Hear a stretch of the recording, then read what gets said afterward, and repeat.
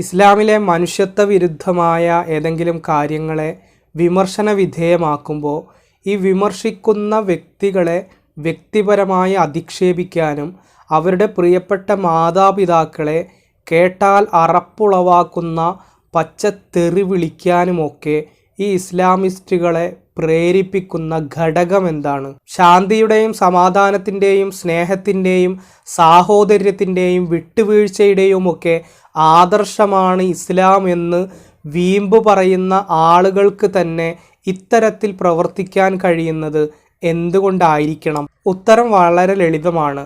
ഒരാൾ ഏതെങ്കിലും ഒരു പ്രത്യേക മതവിശ്വാസം സ്വീകരിച്ചു എന്നുള്ളത് കൊണ്ടോ ഒരു പ്രത്യേക മതവിശ്വാസം സ്വീകരിച്ചില്ല എന്നുള്ളത് കൊണ്ടോ ഒരു വ്യക്തി നല്ലൊരു മനുഷ്യനാകാൻ കഴിഞ്ഞുകൊള്ളണമെന്നില്ല. ഒരു വ്യക്തി നല്ലൊരു മനുഷ്യനായി തീരണമെങ്കിൽ അവൻ സ്വയം അത് വിചാരിക്കുകയും അവൻ്റെ ജീവിതത്തെ അതിനനുസരിച്ച് ക്രമപ്പെടുത്തുകയും ചെയ്താൽ മാത്രമേ അത് സാധ്യമാകൂ.